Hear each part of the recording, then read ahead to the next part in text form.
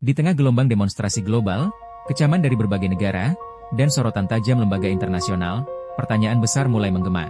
Apakah Israel, yang selama ini tampak tak tersentuh secara diplomatik, akhirnya akan kehilangan kekebalan internasionalnya?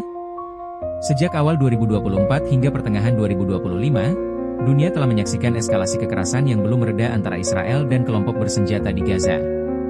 Namun, kali ini berbeda. Kritik internasional terhadap Israel datang tidak hanya dari negara-negara mayoritas Muslim, tetapi juga dari Eropa Barat, Amerika Latin, dan bahkan segelintir suara kritis di dalam Kongres A sendiri. Lebih dari 20 negara kini secara terbuka mendukung penyelidikan Mahkamah Pidana Internasional, ICC, terhadap dugaan kejahatan perang oleh Israel.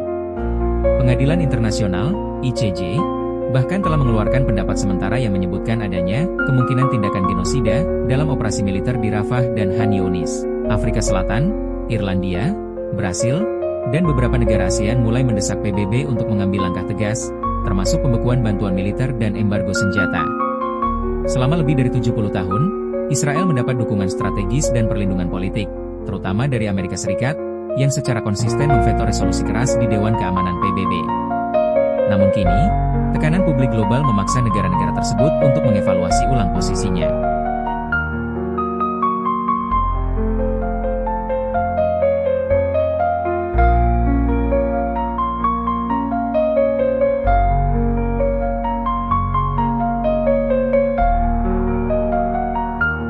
Serangan militer Israel ke Gaza sejak Oktober 2023 hingga pertengahan 2025 telah menewaskan puluhan ribu warga sipil Palestina, termasuk anak-anak dan perempuan.